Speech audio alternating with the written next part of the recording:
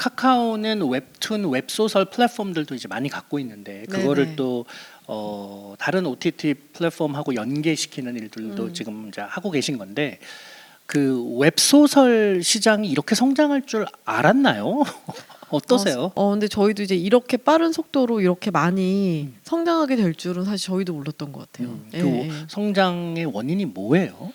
모바일이 좀 들어오기 시작하면서 음. 컨텐츠나 이제 그러니까 뭐 소설 같은 걸 좀 소비하는 것 자체가 굉장히 좀 스낵화됐다고 얘기를 해야 될까요? 좀 이제 가볍게 즐기는 어떻게 보면 일본에는 예전부터 뭐 라이트 노벨이라고 하는 그쵸. 장르가 꽤 있었었는데 음. 사실 한국은 그게 좀 약간 장르 소설이라고 불려지면서 그렇게 크게 뭐 성장하진 않았고 한 번씩 뭐 되게 큰 작가들이 좀 나오는 약간 그 정도였던 것 같아요. 그래서 어떻게 보면 문학 막 이렇게 문학 이런 레벨이 아니고서는 대중적인 소설 장르라는 게 그렇게 크게 성장을 못하고 있었던 것 같은데 이제 그런 부분들에 대한 것들이 이제 모바일에서 되게 짧게 만나는 것들과 막 결합이 되면서 폭발적으로 좀 성장한 것 같아요. 그리고 약간 쓰기 시작하는 분들도 좀 그런 것도 있는 것 같아요. 약간 좀 쉬워 보이네 이런 거 있잖아요. 어떻게 보면 이제 문학 작품 이런 거 쓰라고 하면 내가 좀 쉽게 못 다가갈 것 같은데 이 장르는 이게 읽어보니까 좀 재미도 있고 이게 나도 이런 글은 한번 써보고 싶은데라는 생각이 드는 부분들이 있었던 것 같아요. 네. 그 소설의 경우에는 옛날 우리가 처음 인터넷 등장했을 때 귀현이의 무슨 뭐 소설들 있잖아요. 네. 그런 것이 막 100만 부나 팔리고 네. 많은 사람들이 열광했지만 결국 이제 그 이어지지가 시대가 않았죠. 이어지지는 네. 않았잖아요. 이 웹소설 플랫폼은 거기에다가 다시 불씨를 지핀 것 같기도 하고 그렇죠. 문학적 재능이 있는 사람들이 이 안에서 뭔가 플랫폼을 활용해서 네. 자신의 소설을 쓰고 그러면서 이제 다시 활성화가 되려나 소설에도 불구하고 그런 기대 또 우려가 들던데 네. 미래를 어떻게 보세요? 일단 막 소설 시장이 그렇다고 뭐 웹툰처럼 막 폭발적으로 성장할 거냐 하면 그 부분에서는 조금 한계는 있는 것 같아요. 왜냐하면 일단 텍스트를 소비하는 습관 자체가 계속 좀 제한적으로 가고 있다는 생각이 들거든요.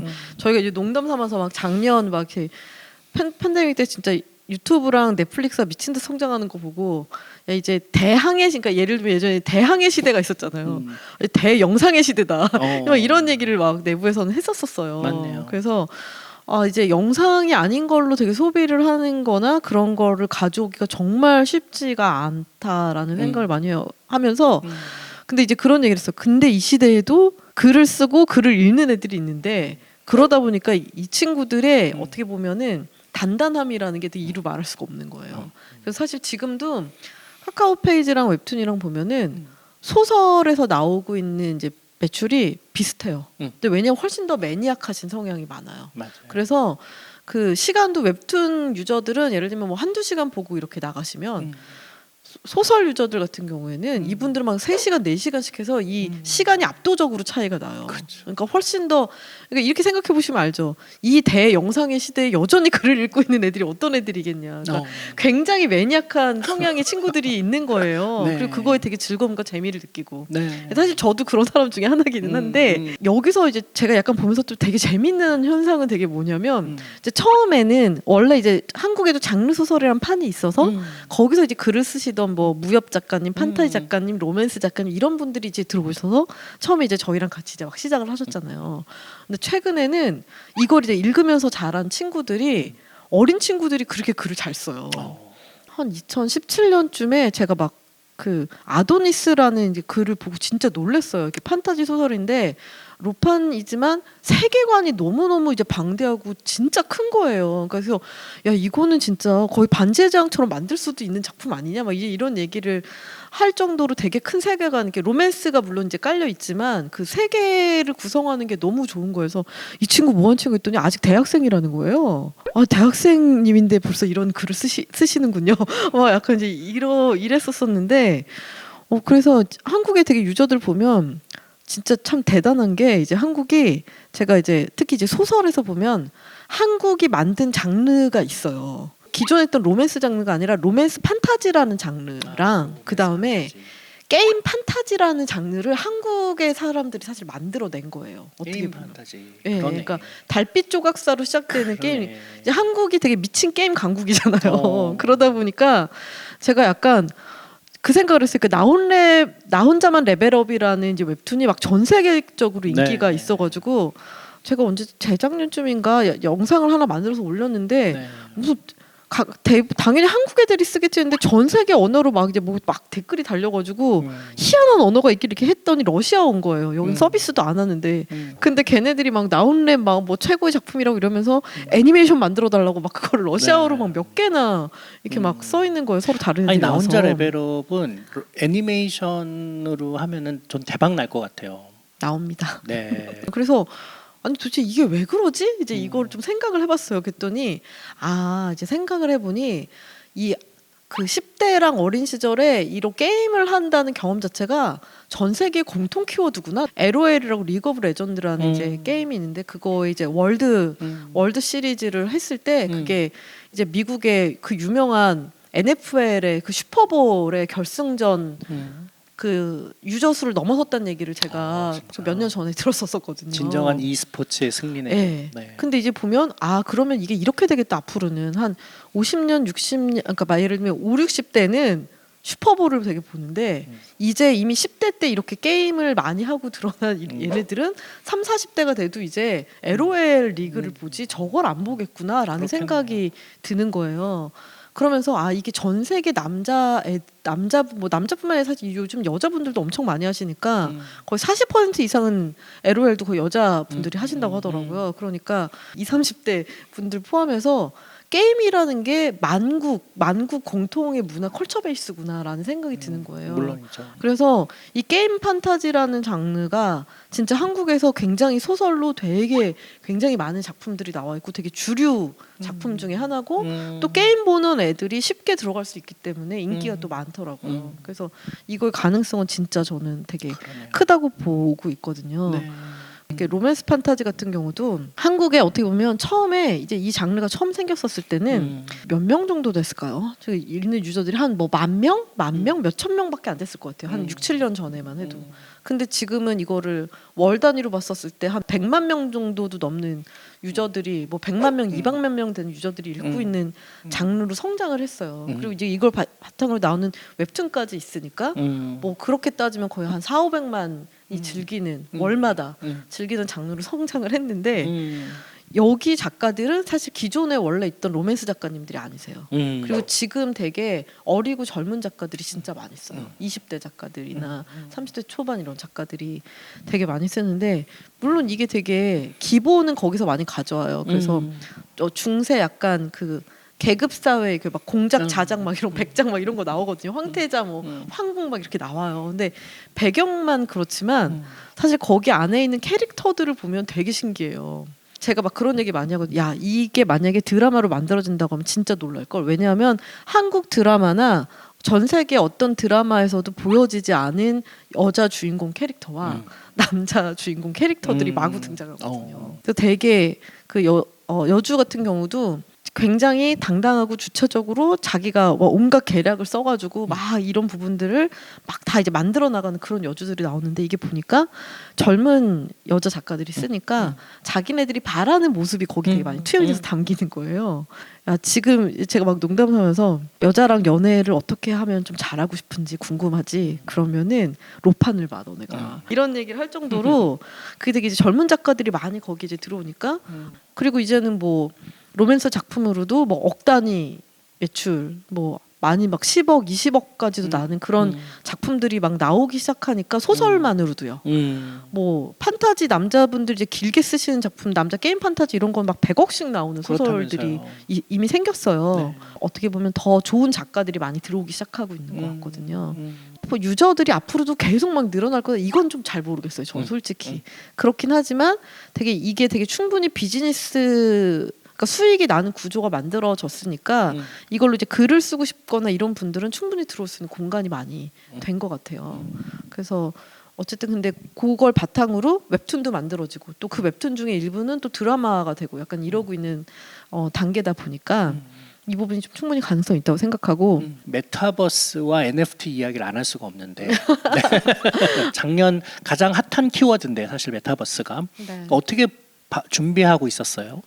사람들은 그 안에서 뭘 기대하고 그 이전 플랫폼하고는 어떤 다른 차별점이 있는가에 대한 답이 있어야 거기에 맞는 컨텐츠를 제공할 텐데 그건 사실 저희가 강점이 있는 부분은 아무래도 저희가 가지고 있는 이제 IP 자산의 대부분이 이미 디지털라이즈가 돼 있다. 물론 이제 그거를 공간 형태로 만들어주는 부분에 있어서는 당연히 지금 이제 실험들을 계속 해보고 있고 뭐 디지털 아이돌 같은 경우들도 이제 저희가 뭐 작년에 그 메타버스 엔터테인먼트라는 회사를 이제 거의 조인트 벤처 수준을 합작해서 만들어서 예, 그런 것들을 좀 투자도 하고 있고 시도도 하고 있거든요. 계속 이제 조용히 물밑에서 많이 이제 그런 부분을 실험을 좀 하고 있어요. 근데 이게 느끼는 거는 뭐냐면 생각보다 되게 많이 와 있다곤 해도 이게 유저들 눈높이서 그냥 바로 어떻게 보면 인간 휴먼들과 뭐 예를 들면 충분히 매력적인 경쟁을 할 수 있는 레벨로 움직이는 거를 하는 데는 아직은 조금 좀 더 올라와야 되는구나.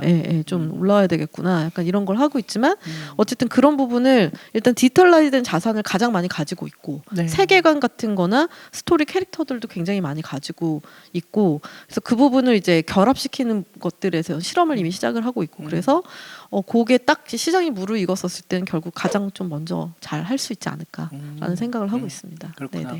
사실 내부에 이제 파운데이션 X, 그라운드 X, 그라운드 X 그 큰 회사 중에 제일 먼저 그렇죠. 가지고 있죠. 사실 그렇죠. 그래서 뭐 블록체인, 암호화폐 그리고 이제 그거 연장선에서 또 NFT도 기술적으로는 굉장히 이제 탐색도 많이 하고 여러 모델들을 시도도 하셨는데 그런 것들이 어떻게 메타버스 사업하고 연계돼서 실질적으로 소셜 임팩을 만들어낼 거냐 그런 게 사실 지금 보면은 그런 거를 할 수 있는 몇 안 되는 대기업 중에 하나가 카카오거든요. 그래서 카카오 내부에서는 지금 이 시장을 어떻게 보고 있고 앞으로 어떤 전략으로 접근할 거냐 사실 관심, 기대, 궁금증이 많죠.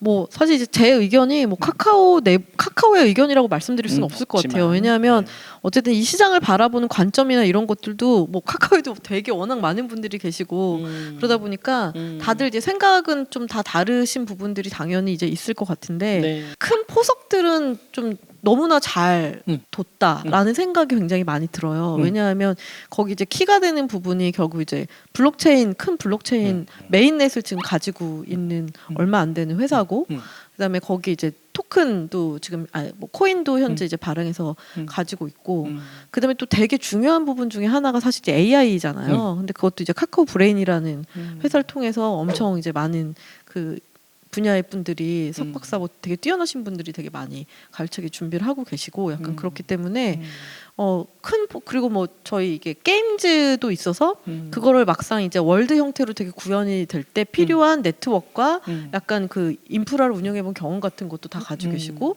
그 안에 들어갈 컨텐츠는 카카오 엔터가 또 굉장히 많이 가지고 있는 부분이 있고 사실 뭐 꼭 저희만 하는 게 아니라 되게 큰 플랫폼이 생기면 이거는 저는 한국의 어떤 컨텐츠나 이런 것들이랑 또 다 같이 움직일 수 있는 체제를 만드는 게 오히려 맞다고 생각하거든요. 이게 뭐 한국 이제 더 이상 어떻게 보면 한국 안에서 서비스를 잘하는 것도 되게 중요하지만 사실은 이제 저희한테 좀 거시는 기대는 글로벌에서 그래도 너네가 좀 해줬으면 좋겠다. 약간 그런 기대를 많이 하해주고 계신 것 같으니 그쪽을 좀 잘하기 위해서 열심히 노력을 많이 하고 있습니다. 진짜 그런 약간 그 부분에 대해서는 사실 이제 많은 것들을 좀 잘 셋업을 하고 있고 조용히 실험 같은 것도 굉장히 많이 하고 있어요. 사실 저희도 NFT 발행도 저도 올해 초에 웹툰 IP 가지고 벌써 해봤거든요. 나온랩 가지고도. 그러니까 이게 확실히 해봐야 알더라고요. 안 해보면은 우리가 뭘 준비를 해야 되는지조차 또 잘 모르는 것 같아요. 그래서 그런 것들을 이제 해보니까 어떻게 시장이 어떻고 지금 어느 정도 규모고 이렇게 감이 정확하게 오더라고요. 그렇죠. 근데 그런 가능성들을 되게 잘 그 카카오는 내부적으로 포진해 있는데 그냥 밖에 있는 사람이 보기에는 기존에 또 카카오가 원래 갖고 있는 것들하고 연결이 잘 안 돼 있는 느낌이고 그래서 이들이 서로 결합돼서 그러니까 뭔가를 비전을 갖고 준비하고 있는 것 같은데 네. 이 각각의 것들이 연결돼서 어떤 미래가 뭐가 나올까 네네. 이거를 잘 모르겠어요 지금까지는. 그거 뭐 그러면서 솔직히 카카오의 굉장히 큰 강점이라고 생각하거든요. 카카오의 굉장히 큰 강점이고 그게 카카오가 지금까지 이렇게 단기간 내에 굉장히 큰 성장을 만들어낸 되게 본질적인 동력이라고 생각을 하기도 해요. 왜냐하면 사실 일반적인 기업들이 되게 성장할 때는 보통 뭐 우리가 흔히 뭐 예를 들면 되게 중앙에 이제 컨트롤러블한 타워에서 막 딱 찍어가지고 자 너네 이제 이게 우리 앞으로 미래라니까 여기를 되게 육성하자 막 이런 식으로 해서 어떻게 보면은 뭐 전략적 육성이나 이런 것들이 되게 큰 게 사실 뭐 일반적인 기업들의 성장이라고 보여주면 카카오는 어떻게 보면 그 해당하는 분야의 CEO들과 창업가들의 어떻게 보면 그 에너지와 힘으로 사실 성장을 하고 어떻게 보면 그거를 너무 컨트롤하지 않으려고 했기 때문에 이만큼 빠른 시간 내에 성장을 한 거거든요. 네. 그래서 이 모습이 좀 밖에서 보실 때 낯서실 수도 있을 것 같아요. 왜냐하면 기존에 봤었던 모습이랑 너무 다르니까 약간 그러실 수 있는데 저는 그게 카카오의 되게 본질적인 힘 중에 하나라고 생각을 해서 근데 이제 말씀하신 부분처럼 이제 작년부터 좀 야 너네도 그래도 좀 이렇게 좀 발도 좀 맞추고 이래야 되는 거 아니야? 이런 얘기들도 많이 들리시고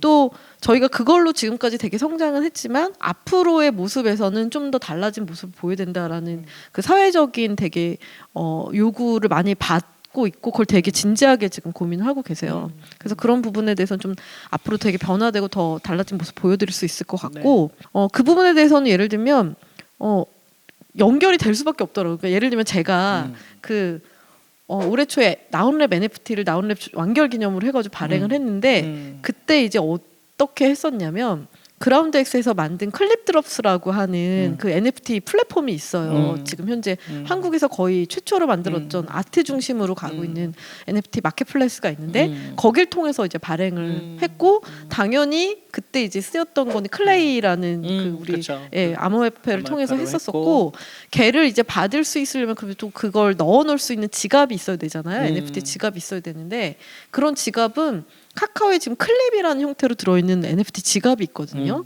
모든 사람이 되게 쉽게 쓰실 수 있는. 그래서 그 지갑을 통해 가지고 저희가 넣어드렸거든요. 이제 그런 형태로, 근데 걔는 이제 톡 안에서도 연결돼 있고 독립적으로 이제 나오고 약간 이렇게 될 텐데. 그러면 나 혼자 레벨업에 관한 무엇이 NFT로 돼 있는 거예요? 저희가 이제 두 가지를 그때 이제 두 개의 NFT 작품을 만들었었는데 하나는 이게 완결 기념으로 나온 거라서 마지막 화에 있는 마지막 화에 있는 작화 중에 작가님이 가장 의미가 있다고 생각하는 그 씬을 골라서 씬을 골라서 그 씬을 골라서 이제 NFT 작품화를 하나를 했었고 그 다음에 이제 성진우라는 그 메인 저희 주인공이죠. 저희 주인공이 이제 전장에서 있는 되게 멋진 모습을 또 하나 해서 그 두 가지 작품을 약간 이렇게 씀처럼 만들어서 했어요. 그래서 일반적으로 뭐 지금 하시는 것처럼 예를 들면 PFP 프로젝트처럼 만들었던 건 아니에요. 그러니까 이거는 어떻게 보면 그 기존의 이제 아트 작품과는 좀 다르지만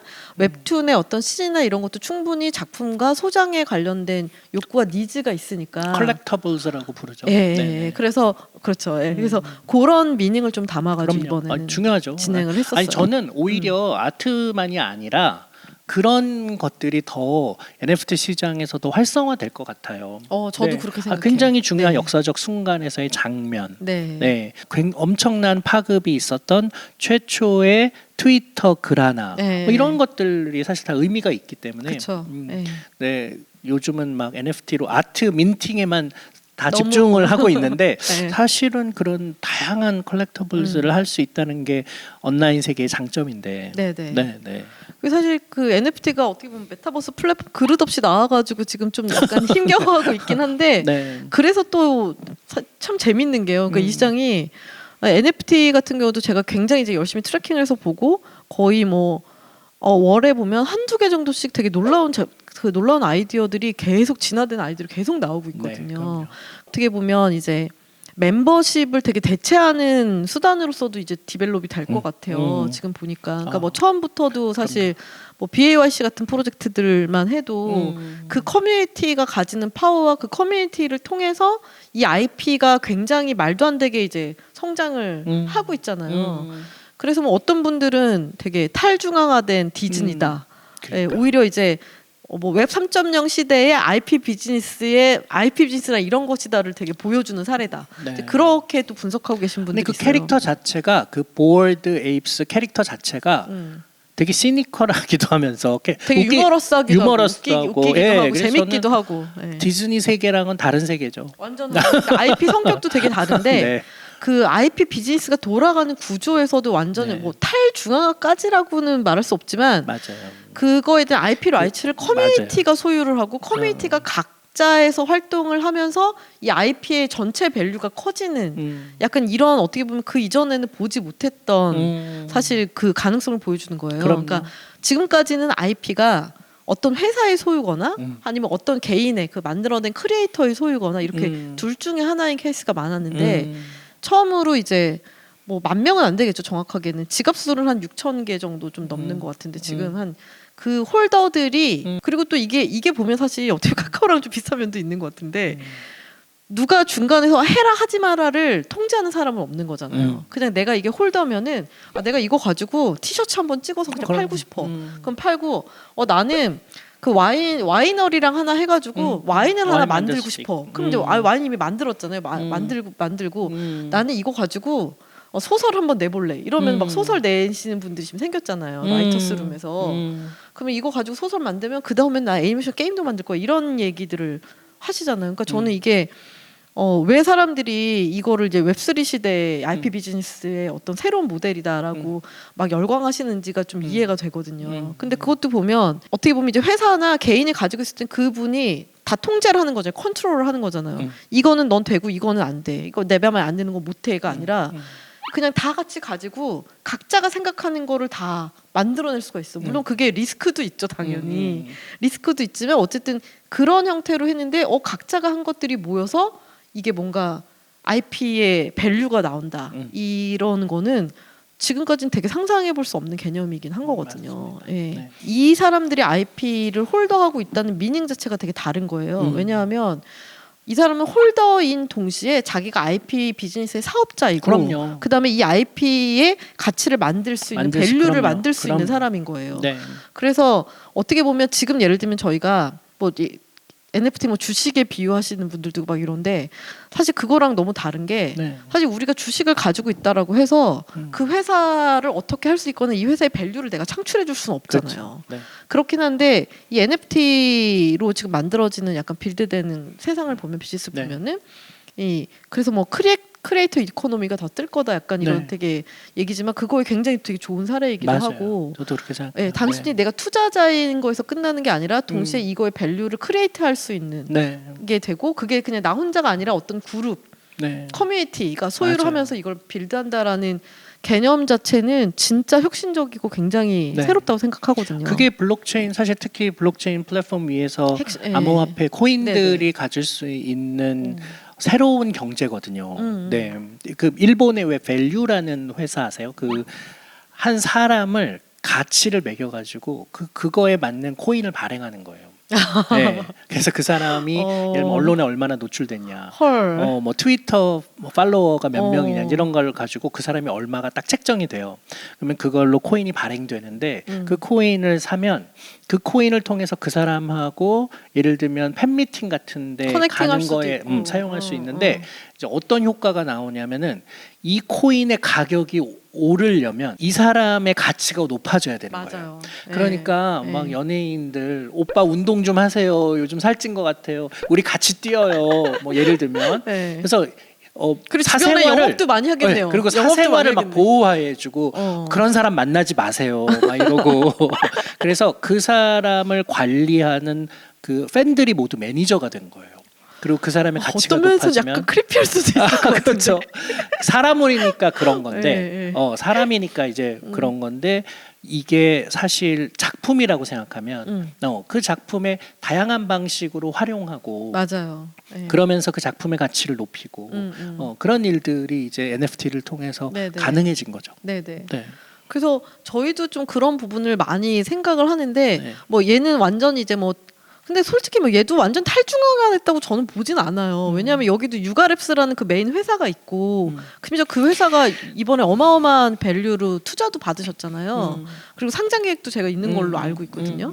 그러니까 그래서 보면은 이 BAYC 프로젝트도 이제 밸류 그러니까 성장하는 모습을 이렇게 지켜보면은 그 유가랩스라는 그 중앙화되는 건 아니지만 어쨌든 그 메인에 있는 회사가 이걸 가치를 위해서 막 하는 활동들이 많잖아요. 막 에이프 코인도 만들고 지금 랜드도 이제 만들어서 분양하겠다고 하고 메타버스 세계도 만든다고 하는 뭐 큰 프로젝트들도 하고 그럼 개인들 되게 좋아하고 근데 또 개인은 개개인 나름대로 막 정말 와인 브랜드도 만들고 옷 그럼요. 브랜드도 만들고 네. 뭐 파티도 열기도 하고 약간 이런 것들을 하면서 또 자기네들이 하는 부분들도 있고 그러니까 이 두 개가 같이 움직이는 구조인 거예요.